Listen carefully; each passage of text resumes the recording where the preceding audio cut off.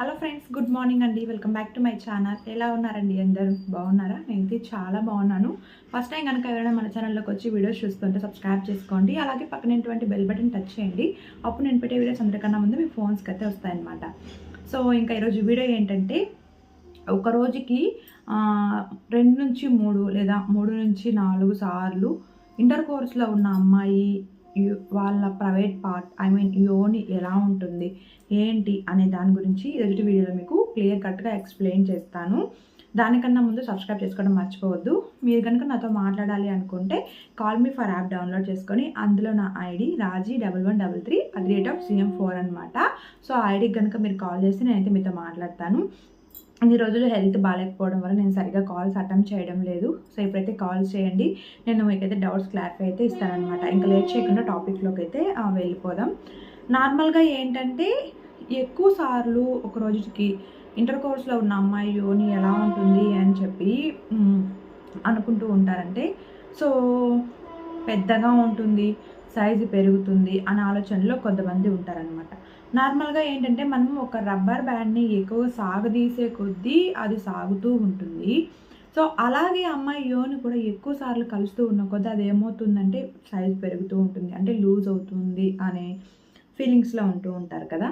So అదైతే కాదండి, కొద్దిగా లూజ్ అవుతుంది. బట్ ఏంటంటే, ఎక్కువగా ఎక్సర్సైజ్ చేయడం కావచ్చు, లేకపోతే కాలు 2 దగ్గరగా పెట్టుకొని నడవడం, ఎక్కువగా కూర్చొని ఉండే వాళ్ళకి కావచ్చు, యోని అనేది అంతగా సైజ్ అనేది ఎన్నిసార్లు ఉన్నా సరే వాళ్ళకి ఎక్కువగా ఫ్రీగా ఉన్నట్టు ఉండదన్నమాట. సో వాళ్ళకేంటంటే కొద్దిగా పువ్వులాగా విచ్చుకున్నట్టుగాను, సో కొద్దిగా తేమగాను ఉంటుందన్నమాట. అంటే ఒక రోజుకి 4 to 5 టైమ్స్ లేదా 3 to 4 టైమ్స్ ఇంటర్ కోర్స్లో ఉన్న వాళ్ళ గురించి చెప్తూ ఉన్నాను. పువ్వులాగా తెరుచుకుండటం ఇలా ఉంటుందన్నమాట. కొద్దిగా వైట్ అనేది డిశ్చార్జ్ అవుతూ ఉంటుందన్నమాట. సో ఇంకా నార్మల్గా ఏంటంటే, ఒక 3-4 డేస్కి ఒకసారి ఇంటర్ కోర్స్లో ఉన్న వాళ్ళకి ఏంటంటే కొద్దిగా ఫిట్గా ఉన్నట్టుగానే అనిపిస్తూ ఉంటుంది.